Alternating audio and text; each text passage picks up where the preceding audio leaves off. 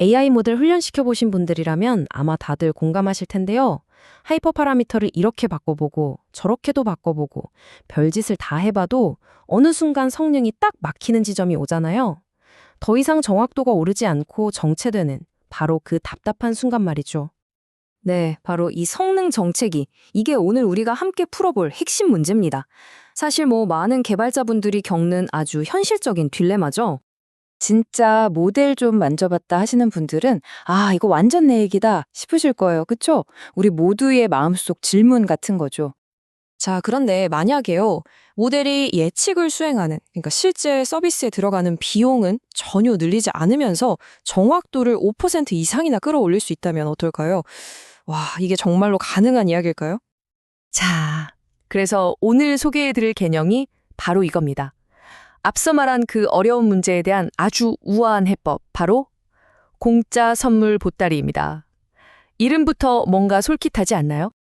이게 뭐냐면요, 모델 구조를 바꾸거나 더 비싼 하드웨어를 쓸 필요도 없이, 그러니까 추론 비용은 그대로 두면서 오로지 훈련 기법만으로 정확도를 확 높이는 기술들의 모음이에요.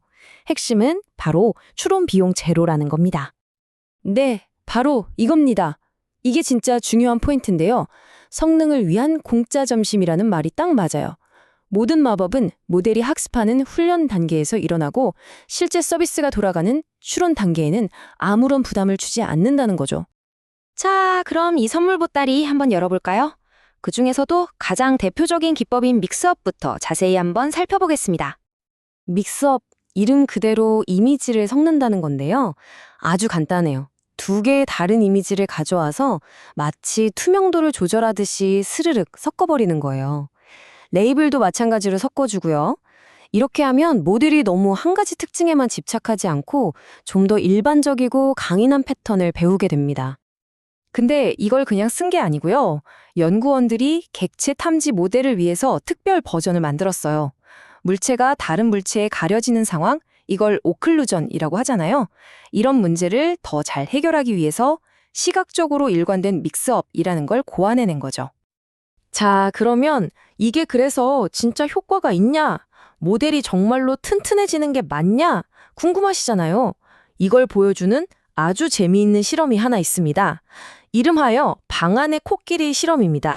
이 이미지를 한번 보세요. 정말 극명한 차이를 보여주죠. 윗줄이 그냥 평범하게 훈련한 모델이고 아랫줄이 믹스업을 적용한 모델입니다. 자, 윗줄 모델은 어때요? 뜬금없이 부엌에 코끼리가 있으니까 이건 뭔가 이상한데? 하면서 코끼리를 그냥 놓쳐버려요. 맥락에 완전히 속아 넘어간 거죠. 근데 아랫줄 모델은요? 부엌이든 어디든 코끼리는 코끼리지 하면서 정확하게 찾아냅니다.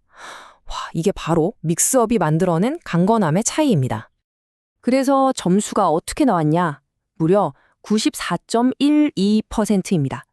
이 재현율이라는 건 실제 있는 코끼리를 얼마나 놓치지 않고 잘 찾아냈냐는 점수거든요. 100마리 있으면 94마리는 찾아냈다는 뜻인데 정말 놀라운 수치죠. 자, 두 모델을 숫자로 딱 비교해보면 차이가 그냥 확 느껴지죠. 기본 모델은 재현율이 42.95%, 절반도 못 찾았어요. 그런데 믹스업 모델은 94.12%, 거의 2배 이상 성능이 뛴 겁니다. 이게 바로 믹스업의 힘이죠. 자, 근데 이 선물 보따리에 믹스업만 들어있는 건 당연히 아니겠죠? 아주 유용한 다른 기술들도 많이 들어있습니다. 다음은 레이블 스무딩이라는 건데요.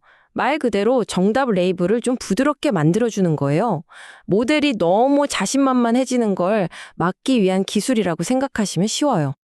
이게 무슨 말이냐면요. 예를 들어 모델한테 강아지 사진을 보여주면서 이건 100% 강아지야! 라고 가르치는 대신에 이건 한 90% 정도는 강아지인데 10% 정도는 아닐 수도 있어 라고 살짝 여지를 주는 거예요. 이렇게 약간의 불확실성을 주면 모델이 처음 보는 데이터에도 훨씬 더 유연하게 잘 대처하게 됩니다. 일반화 성능이 좋아지는 거죠. 이 외에도 보따리 안에는 여러 기법들이 더 있습니다.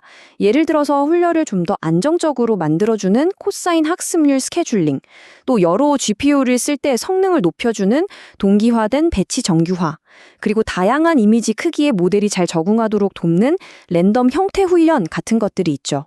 이런 것들이 하나하나 모여서 시너지를 내는 겁니다. 자, 그럼 이론은 이쯤 하고 실제로 이런 기법들을 다 합쳤을 때 얼마나 효과가 있는지 진짜 숫자로 한번 확인해 봐야겠죠? 표준 벤치마크 데이터셋에서 돌려본 결과를 보여드리겠습니다. 와, 보세요. 무려 플러스 5.4%입니다. 이건 MSCOCO라는 아주 유명한 객체 탐지 벤치마크에서 욜로 V3 모델의 성능이 향상된 수치인데요. 여기서 말하는 퍼센트는 MAP, 즉 평균 정밀도의 절대절이 상승분이에요. 이 MAP는 객체 탐지 모델의 전반적인 성능을 나타내는 가장 중요한 지표 중 하나거든요. 5.4% 상승은 정말 어마어마한 겁니다. 그리고 이 그래프를 보시면 이 공짜 선물 보따리가 특정 모델에만 효과가 있는 게 아니라는 걸 알 수 있습니다. 페스터 RCNN 같은 다른 종류의 모델에서도 성능이 올랐고 욜로 V3 모델도 입력 이미지 크기를 다르게 해도 꾸준히 그것도 아주 크게 성능이 향상되는 걸 볼 수 있죠. 자, 이 표는 정말 중요한 걸 보여주는데요. 바로 이 공짜 선물들이 서로 효과를 더한다는 점입니다. 보세요. 베이스라인 모델에서 시작해서 동기화된 배치 정규와 랜덤 형태, 이런 기법들을 하나씩 추가할 때마다 성능이 계단처럼 차곡차곡 쌓이면서 올라가는 게 보이시죠? 이게 바로 이 기법들의 진정한 힘입니다. 자, 이제 슬슬 마무리를 해볼 시간인데요. 이 모든 이야기들을 통해서 우리가 꼭 기억해야 할 핵심 메시지는 과연 뭘까요? 핵심은 바로 이겁니다. 굳이 모델 구조를 복잡하게 바꾸거나 엄청난 비용을 들이지 않아도 이렇게 더 똑똑한 훈련 전략만으로도 성능을 어마어마하게 끌어올릴 수 있다는 사실.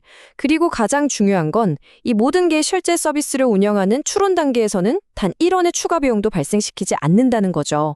이한발로 진짜 공짜 점심 아닐까요? 근데 재미있는 건 오늘 소개해드린 이 논문이 2019년에 나왔다는 거예요. AI 기술은 정말 눈 깜짝할 사이에 발전하잖아요. 그렇다면 과연 지금 2019년의 선물 보따리를 넘어 오늘날의 최신 훈련 기술들 속에는 또 어떤 새롭고 놀라운 공짜 기법들이 숨어 있을까요? 여러분도 한번 상상해 보시면 재밌을 것 같습니다.